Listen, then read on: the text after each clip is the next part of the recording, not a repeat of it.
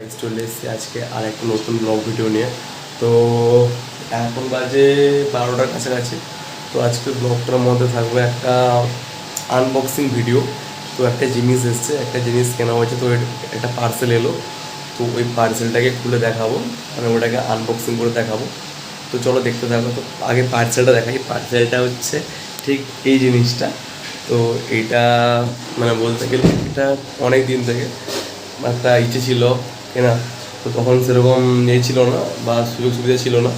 তো এখন হয়েছে, তাই এই জিনিসটা কিনেছি। তো দেখো, ভিডিওটা দেখতে থাকো, যদি ভালো লাগে অবশ্যই সবাইকে শেয়ার করো। তো চলো দেখতে থাকো। তো আমার হাতের মধ্যে যে বক্সটা রয়েছে, এটা রয়েছে একটা টিপি লিঙ্কের রাউটার, যেটার মডেল নাম্বার হচ্ছে AC750 ওয়্যারলেস রাউটার, যেটা রয়েছে ডুয়েল ব্যান্ডের Archer C20 433 Mbps plus 300 Mbps dual band wifi, superior coverage রয়েছে, router plus AP plus multiple modes. তো ইজি সেট আপ, এবং মানে এর একটা অ্যাপস রয়েছে, তোমরা সেই অ্যাপসের মাধ্যমে সেট আপ করে নিতে পারো। তো এটা 3 ইয়ার্সের ওয়ারেন্টি রয়েছে। তো বক্সটা খুললে এর মধ্যে এরকম ফিচার্সগুলো দেখতে পাবে।